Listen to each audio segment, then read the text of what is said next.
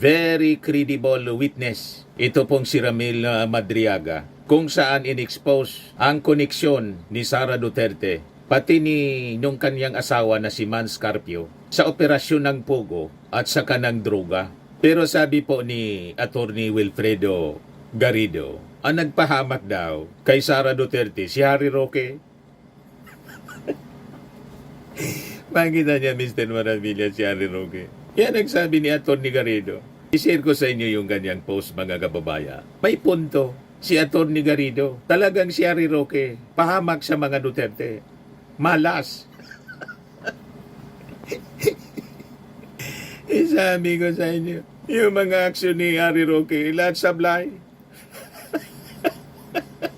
At dahil dito, malamang si Sara Duterte hindi lang impeachment, kundi kasong plunder ang kakarapin, mga kababayan, in the coming days.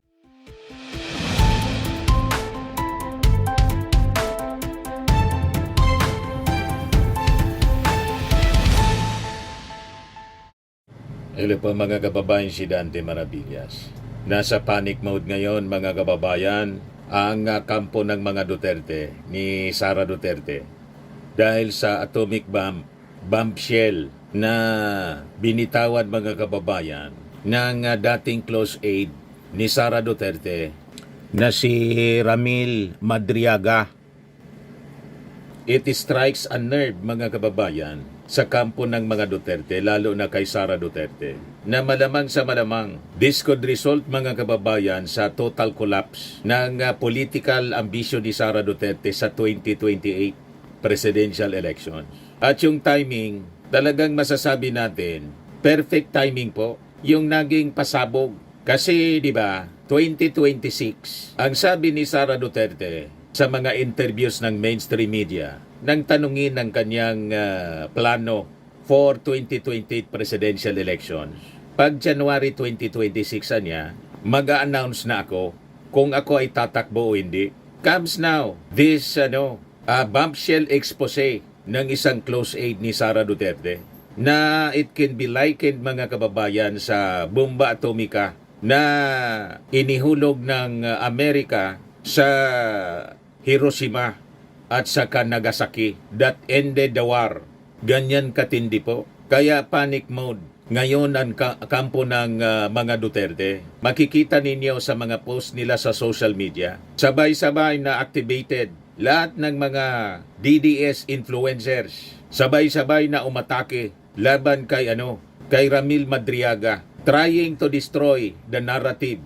Yung kwento mismo, sabay-sabay, mga kababayan, na sinisiraan ngayon ng mga DDS influencers si Madriaga. So anong ibig sabihin nun? Ang ibig sabihin nun, credible po si very credible witness. Ito pong si Ramil Madriaga, kung saan in-expose ang koneksyon ni Sara Duterte pati ni nung kanyang asawa na si Mans Carpio sa operasyon ng Pogo at sa kanang droga. Pero sabi po ni Attorney Wilfredo Garrido, ang nagpahamak daw kay Sara Duterte si Harry Roque. Makita niya, Mr. Maravilla, si Harry Roque. Yan ang sabi ni Attorney Garrido. I-share ko sa inyo yung ganyang post, mga kababaya. May punto si Attorney Garrido. Talagang si Harry Roque, pahamak sa mga Duterte. Malas. Isabi ko sa inyo, yung mga aksyon ni Harry Roque, lahat sablay. At dahil dito, malamang si Sara Duterte hindi lang impeachment, kundi kasong plunder ang kakarapin, mga kababayan, in the coming days. Yan ang pahamak na dating spokesperson ni dating Pangulong Digong, si Harry Roque, pinahamak si Sara. Yan yung post ni Attorney Wilfredo Garrido. Basahin ko po. Sabi niya, Harry Roque to blame for jailing Sara's bagman? If you were to gather the tidbits of information floating ground the rumor mills, Harry Roque is in far greater trouble than he already appeared to be. As Duterte's spokes, he acquired a 400-hectare property in Bataan which he developed into a Pogo hub. Apart from being accused of land grabbing, By the locals, he became deeply entangled in pogo operations for which he is now facing charges of human trafficking. 4 of his pogo clients were later abducted and tortured by a notorious kidnapper by the name of Ramil Madriaga. Who is this Ramil Madriaga? She is Sara Duterte's close friend dating back to their days as law students in San Sebastian College. Madriaga later turned to criminality after he flanked the bar in which he gained notoriety for torturing his kidnapped victims to terrorize the relatives into coughing up tens of millions in ransom. He was caught and imprisoned in the 1990s but was later acquitted by the Supreme Court. He ingratiated himself with Sara, founding the group Isip Inday Sara is My President movement, which campaigned for her in the unit team. Despite this record, or because of it, he became part of Sara's inner circle when she became vice president, working closely with her security apparatus to become her bagman. We were all wondering what happened to the 125 million that she blew in 11 days. Well, we now have the answer. Madriaga parceled it out into duffel bags containing 30 million pesos cash each and draft them off in various locations, including a comedy bar and Hold Your Breath, the office of the Ombudsman. Yan mga kababayan mismo, yung laman ng naging affidavit, pirmado, at yung notary na pumirmang abogado, hindi piki. Tulad ng in-execute na affidavit ni Gutesa, piki yung pirma sa notaryo. So makikita ninyo ang weight, ang bigat ng testimony ni Madriaga as compared doon sa video ni Saldico na nagtuturo kay BBM at kay Martin Romualdez na tumanggap ng kickbacks, hindi nakanotaryo, kundi nakakwento lang sa video na ang duda mga kababayan nga, AI lang. At saka yung kay Gutesa, mga kababayan, na hindi na nagpakita, piki yung notaryo. So makikita ninyo yung contrast ng bigat ng mga testimony. Mas credible mga kababayan ito and verifiable. Yung kanyang mga ebidensya, nagsabi pa yung attorney ni Madriaga na nag-execute ng affidavit nito sa interview ng mainstream media ng One News to support the claims nitong si Madriaga. Nakapreserve niya sa korte yung mga text messages na nandun sa kanyang cellphone. So napakabigat nito mga kababayan. Balikan natin yung sinasabi dito, post ni attorney Wilfredo Garrido na si attorney Harry Roque ang nagpamak. Kita ninyo mga kababayan. Sabi niya dito, fast forward to 2025, Madriaga is back in jail. Again charged with kidnapping. Between 2022 and 2023, having burned his bridges to Marcos Jr., he turned to law practice and prosecuted Madriaga for kidnapping and torturing 4 of his pogo clients. It is not clear if Madriaga did this as a sideline while working as Sara's bagman, but suffice it to say that she could not protect him from the law enforcement officers. It is intriguing to see that Nicolas Torre was CIDG chief at this time. Harry later got into trouble of his own, spiraling down the rabbit hole from lawyering to the realm of human trafficking, so that he is as much in trouble as the man he prosecuted, Madriaga. The only difference, he was able to flee abroad with tail between his legs and is now an asylum seeker in The Hague, just ahead of the long arm of the law. There's another twist to this convoluted story. Madriaga has now turned against Sara and become a whistleblower, having executed an affidavit divulging his role as Sarah's bagman and her family's ties to drug smuggling. Apparently, her visit in prison has neither mollified nor appeased a restless Madriaga, and he is willing to bite the hand that fed.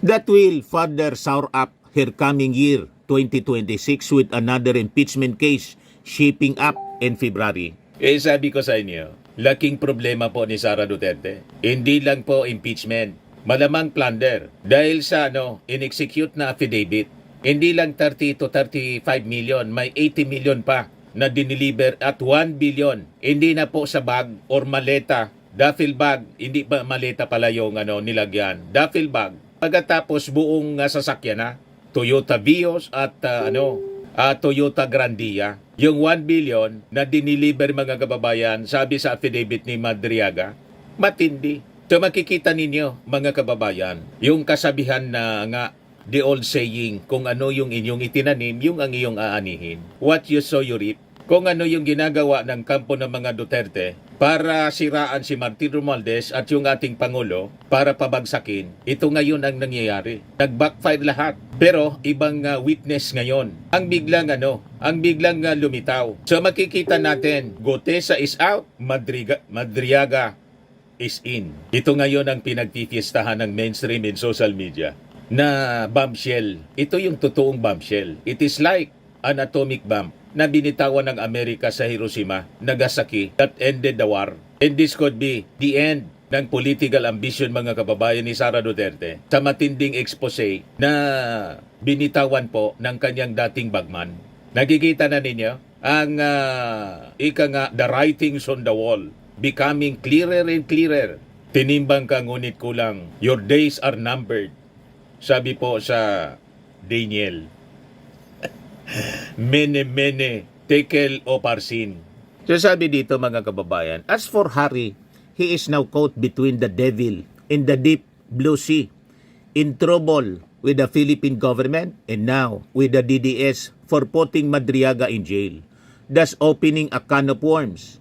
His world has shrunk even tighter, squeezed between kadiliman and kasamaan. There is perhaps one way out for him if he turns into a whistleblower himself that will add redemption to his life story. Human rights lawyer, mother, human trafficker, whistleblower. Pinamak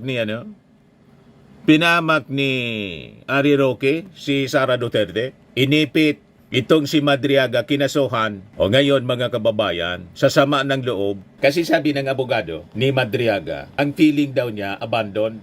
Kaya ngayon, bumuelta siya with revenge, exposing Sara Duterte and Man Scarpio, yung asawa mismo ni Sara, na ang sabi mga kababayan sa kanyang affidavit, yung nagbankroll sa kandidatura ni Sara mula sa Pogo operations at sa droga. Ganon katindi. Kaya mga kababayan, dito sa naging commentary ni veteran columnist Jarius Bondok, i-share ko po sa inyo. Napakatindi po. Tama ito.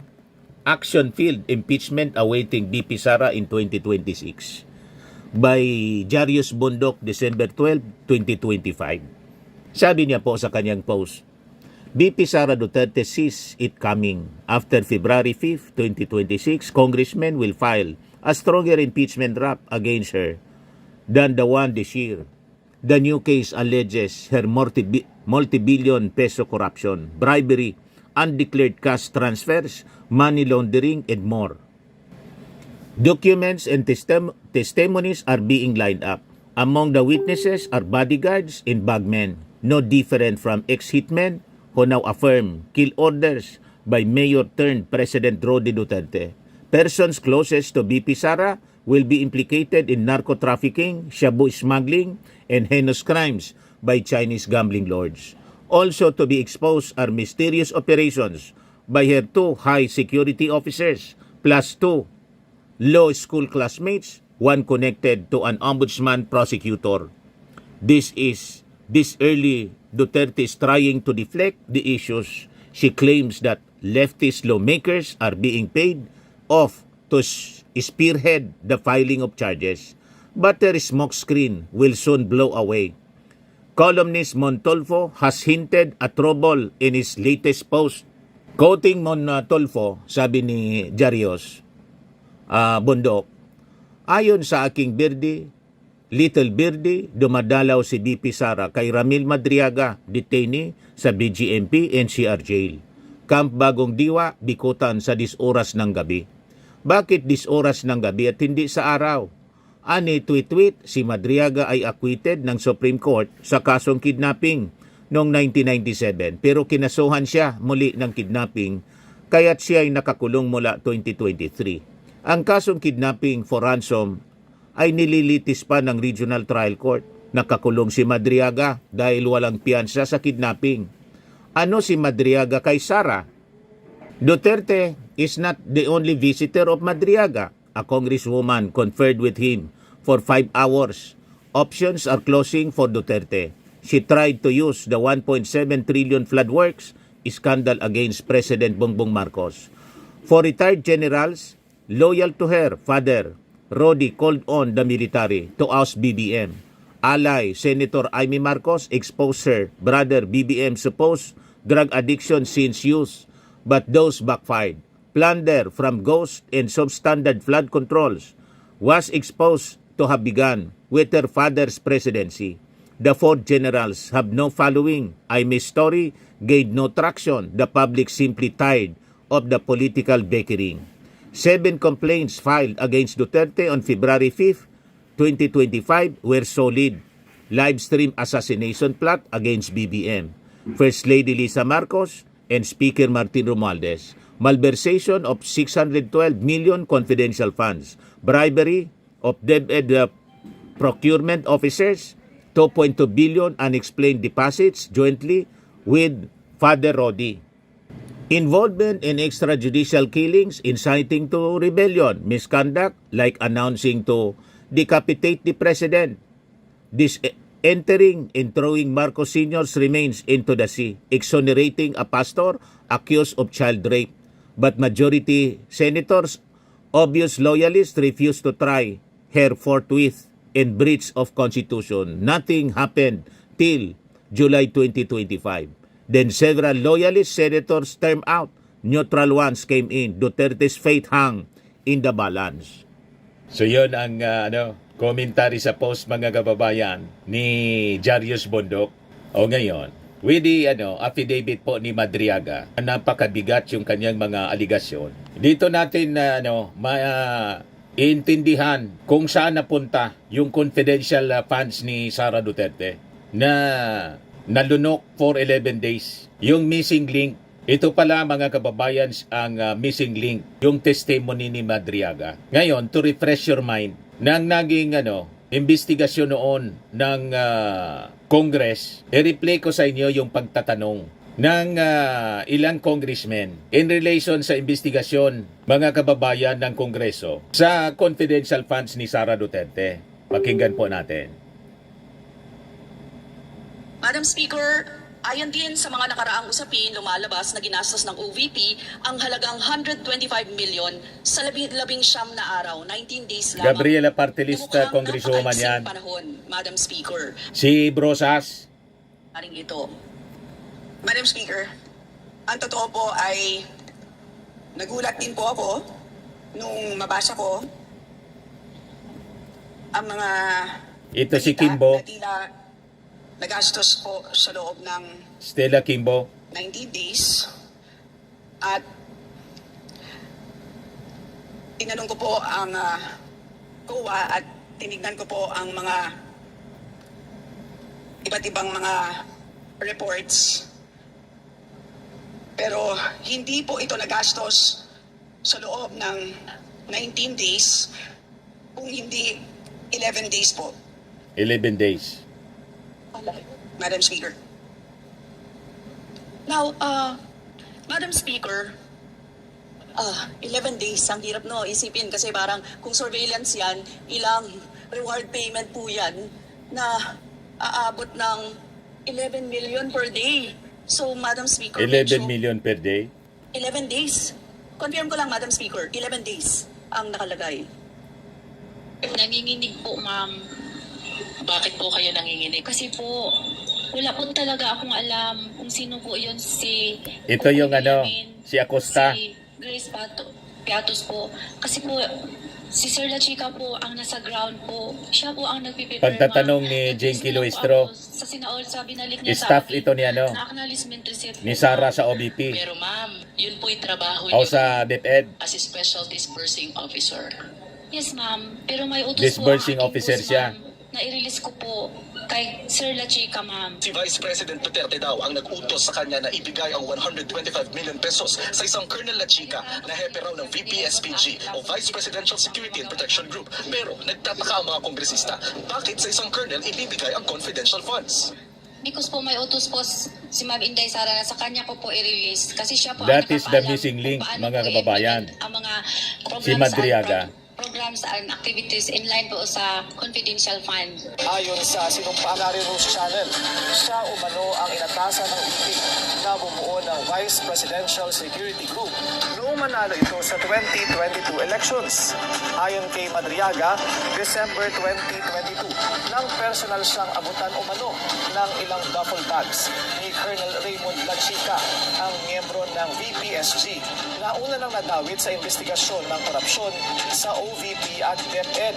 Ang So yung duffel bag naglalaman ng 33 to 35 million pesos. So nakita na ninyo. Sabi ko sa inyo, tama yung Bible. Nothing concealed which shall not be revealed or hidden which shall not be made known. Pumutok na ngayon, mga kababayan, sa pagmumuka nila, itong naging affidavit ni Madriaga. So dito natin maintindihan, mga kababayan, kung bakit sila nasa panic mode sila. Kasi it strikes a nerve sa kampo ng mga Duterte, lalo na po kay Sara Duterte. So i-compare natin ang naging testimony, affidavit po ni Orly Gutesa, saka yung kwento ni Saldico sa bigat ng affidavit na in-execute ni Madriaga. So makikita natin dito, just as at a glance, malinaw yung kwento ni Saldico at saka ni affidavit ni Gutesa po, walang bigat. Bakit po? Unang-una yung kay Gutesa, peke yung notaryo. Yung kay Saldico, hindi under oath, walang sworn accountability, at walang admissible evidentiary value sa korte, sabi ng mga legal experts. Malinaw lang po na ang mga ito ay isang political storytelling. Hindi siya legal testimony. Si Gutesa, nag-disappear bigla. Malamang tinago na nila para hindi po ma-verify, hindi ma-cross-examine yung mga mali-mali niyang testimony.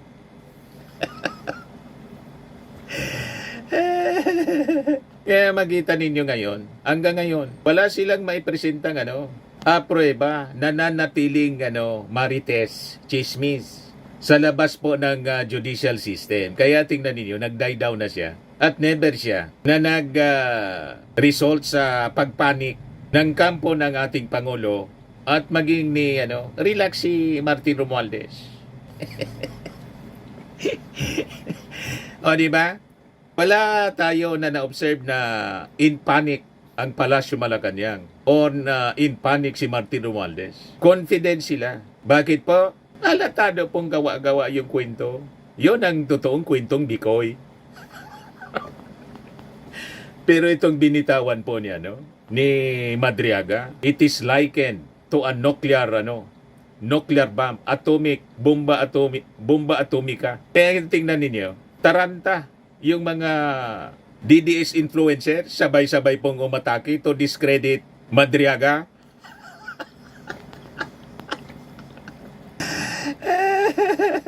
Si Harry Roque, si Trixie Angeles, si Kifi, si Sasot, si Tio Moreno, lahat sila, si Marlica, lahat ng mga DDS vloggers, taranta kung paano nila, mga kababayan, sisiraan si Madriaga.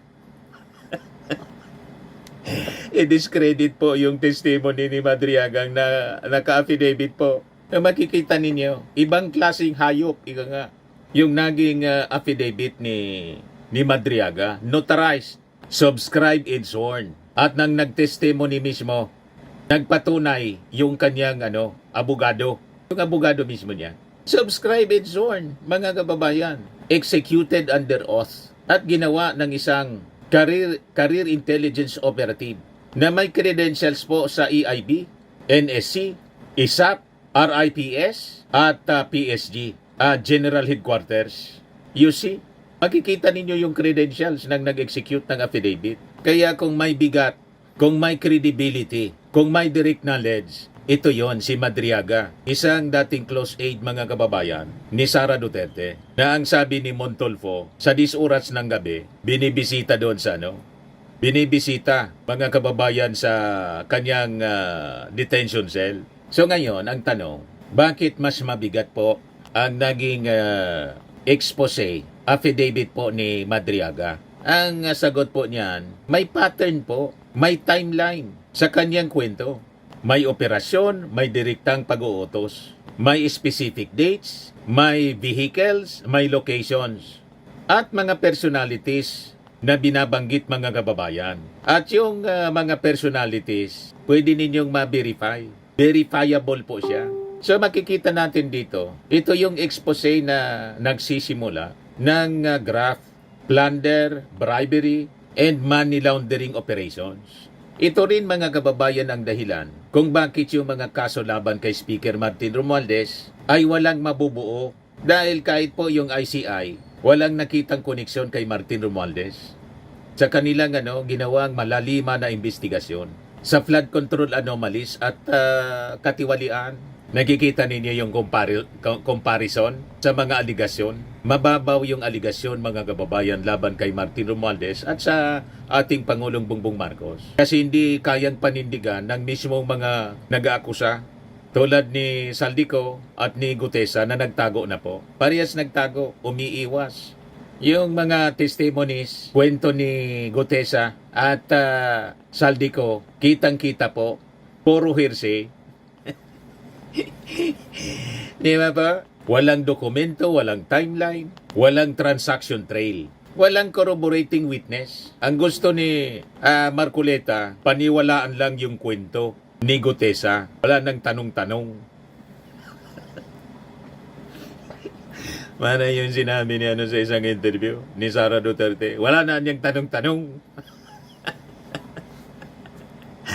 May ganon. So ang tawag niyan mga kababayan sa legal practice, it is impossible to prosecute.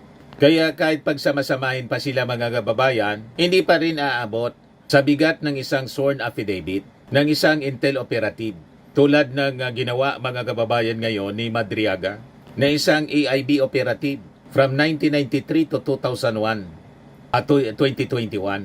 NSC, ISAP, Counter Intelligence Officer. Isa siyang RIPS agent, PSG GHQ operative, operative mismo ng kampo ng Duterte noong 2016, intel handler ni Sara Duterte mismo noong 2018 to 2022, founder and national convener ng EC Pilipinas. At may mga picture sila with Sara Duterte. Ayan mga pag-uusap nila ni Sara Duterte sa video call. Yan si Sara, ito si Madriaga. Chinek mga kababayan yung mismong Facebook account ni Madriaga.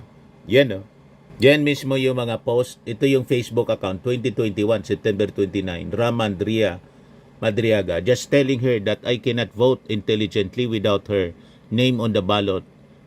Neither can go out and vote wisely unless the name Inday Sara Duterte Carpio appears as a candidate for the 2025 presidential race. Siya yung pasimono ng Run Sara Run, mga kababayan for president. Yan mga post niya. Mga pictures nila sa operation. Sunday banding Fords 2 wheels with the San Sebastian College of Law friends from Bravo Baste Riders and my fraternal brothers from the Fraternal Order of Leviathan. We share what we have in common. Yan Mga post mismo ni Madriaga. Mayor Inday Sara Duterte, AC Pilipinas, AC Plus, Bin Minda. Yan siya. North and South, North to South, AC Pilipinas, Sara Day, Saturday. Yan o. Ang kislap at ang isip ay Sara All. Yan yung mga post niya mismo. Verifiable. Punong-puno yung kanyang Facebook. Ang kanyang pictures and documentation with Sara Duterte. Yan o. So personal niya talagang kilala. Yan o. Post ng kapatid ni ni Madriaga, si Cristina Tintin Lagunoy Madriaga. Sabi niya diyan 10 hours ago, Franz Rodriguez, for your information, brother ko yung binabanggit niyang RM na kuya-kuyahan ni Sara at ninong din siya ng bunsong anak ni Sara. Alam niyo na about this bago ginawa ni Peebles ang video na to, may balak si Sara na patahimikin si RM na brother ko. With Roque, tinaniman nila ng ebidensya katulad ng ginawa nila kay Dilima. Sara is evil. Mas evil pa siya sa tatay niyang naawa ako sa iyo, sa inyong lahat na naniniwala sa mga Duterte.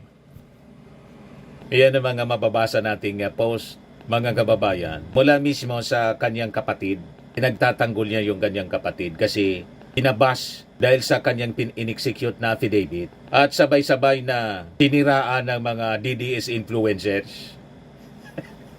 Si Sasot, si Maharlika, si Ari Roque, si Trixie Cruz Angeles, si Kifo. Sabay-sabay na umatake po to discredit Madriaga dahil sa tindi ng kanyang pasabog laban kay Sara Duterte. That could collapse her political ambition, mga kababayan. At hindi lang yung kanyang political ambition. Baka matuluyan na siyang ma-impeach at saka makasuhan ng plunder. So makikita natin, doon sa affidavit po ni specific yung mga kwento ni Madriaga. Traceable, time-bound. Yan cash deliveries using DepEd, OBP link personnel and vehicles. 4 na duffel bags, 33 million to 35 million bawat isa. 1 bag delivered to a Laguna mayor, 1 bag delivered to at Timog Comedy Bar, allegedly received by OBP spokes Reynold Monsayak. 1 bag left at Ombudsman parking leave keys, walk away. 80 million yung laman ng white Toyota Vios na iniwan sa SM Mega Mall. Same Vios scene na dinadrive ng asawa ng ombudsman na prosecutor na si Kilala. So makikita natin, this is not accusations. Isa po itong revelasyon of an operations na ginawa niya mismo, mga kababayan. May personal knowledge siya mismo. Ano pa? 1 billion pesos inside a super grandia dineliver noong 2020. Pick-up, transport, delivery at kinumpirma ni Rodrigo Duterte mismo na natanggap ng recipients. This is no longer irregularity. This is plunder. Tapos yung Honda Civic cash deliveries, January 2022, consecutive days, same operation, same leadership. May pattern, may modus, may chain of command. Then yung drug and magnetic lifter operations with Man Scarpio, yung asawa ni Sara. Meeting in BGC, may specific instruction, drug link, magnetic lifters. Same method allegedly used in tons of meth shipments. Subsequent meeting, do what is necessary. Ang broker, si Mark Taguba, confirms the release. Yung Mark Taguba po, na nag-testimony sa investigasyon ng Quadcom. Yan si Mark Taguba. Customs fixer po siya. So makikita ninyo, connecting the dots, si Madriaga talaga po yung missing link. So yung anggulo ng droga po, hindi haka-haka. May sequence, may participants, may motive. Then sa Pogo naman po tayo. So makikita natin sa Pogo and drug links base sa affidavit ni Madriaga na ang sabi, siyang nagpondo sa pagtakbo ni Sara sa pagka-vice presidente. Yung pick-up points, Pampanga, Vertis North, Seda, Quezon City, Grand Hyatt. So ito po yung testimony na sigurado will trigger an AMLA probe, NBI investigation, and even siguro Senate inquiry. Kailangan ng Senate inquiry nito or Congress probe, Ombudsman action, and plunder case build-up. Yan na ngayon ang pinag-uusapan mga kababayan. Ang sabi mga kababayan sa balita, itong si Madriaga has another affidavit. Sinabi niya yon sa una niyang affidavit. Yan o. I reserve the right to submit another affidavit on another matters pertaining to VP Sara Duterte, Attorney Manases, Mans Carpio, Colonel Dennis Nolasco, Colonel Raymond Dante Lachica, Ombudsman Prosecutor Ryan Ray Kilala, OBP spokesperson Reynold Monsayak, and other persons who are involved in the distribution and delivery of money in other related matters. So kumbaga, yung unang bomba atomika talagang yumanig sa kaluluwa ng mga Duterte. Ano pa kaya mga kababayan ang susunod na affidavit, bomba atomika na bibitawan ni Madriaga? Malamang mas explosive mga kababayan. Kaya hindi nakapagtataka kung bakit yung iba mga kababayan nagpapa 17 country tour na. May kilala kayong congressman na sabi nga ni AK Party List Antonio Tino, ano ka niya, Miss Universe? Traveling all throughout the world. World tour. Congressman ka niya o ano? Miss Universe. Nag-world tour, mga kababayan. Yung iba, nagpapabura ng mga critical pages sa Facebook. Nagpapalipat sa BGMP NCR. Nag-iingay sabay-sabay para ilihis ang mata ng publiko. Di ba, mga kababayan? So ang tawag dito mga kababayan, reaksyon ng nanginginig na imperyo. They're actually trembling now mga kababayan, to the core. Sa tindi ng pasabog, bomba atomika na binitawan po ni Madriaga. So ito yung nakikita natin, credible expose and affidavit. As compared po mga kababayan, doon sa kwento ni Saldi at kwento po ni Gutesa, napakalabnaw. Nakita ninyo? So kapag affidavit versus chismis, siyempre ang batas ay pumapanig sa mga ebidensya. Mabibigat na ebidensya. Hindi yung kwentong barbero lang.